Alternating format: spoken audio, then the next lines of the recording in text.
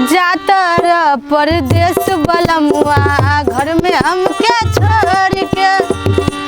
जातर परदेश बलमुआ घर में हमके छोड़ के। तनी जाए से पहले खा लो ओठ लाली से रोटी बोर के। मला लागे से कसं लागत आहे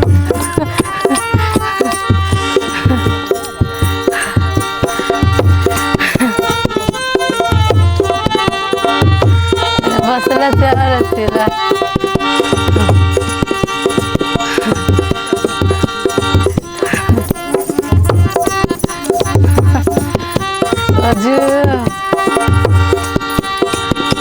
अरे इन फरस अर्ध मन रही ताजा एकरा ले निमल कहीं मिल नहीं मजा। लेला चुम्मा बन जतरा न हो नहीं होई कोनो खतरा न हो। अल्लाह का जवानी के अगिया चल जाला मोर के। तनी जाए से पहले खा लो कटहल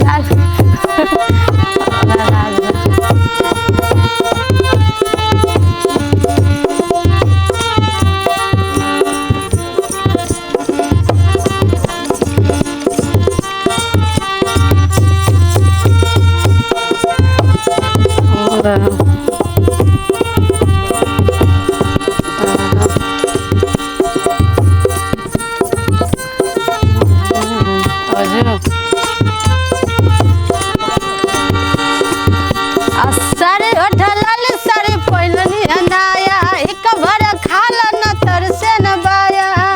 फोनवे पे हाल चल लियो दिल दसरा के ना दियो। याद आई बलमुआ तोहार प्यार कइल का